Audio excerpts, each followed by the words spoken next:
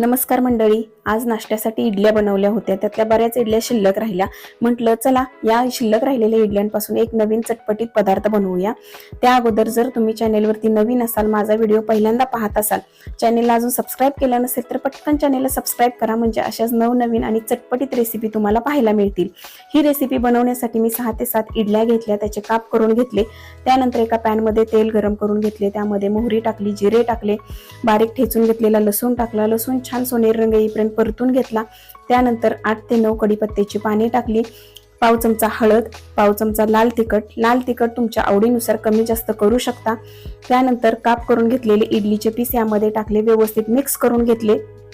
त्यानंतर अर्धा चमचा चाट मसाला टाकला.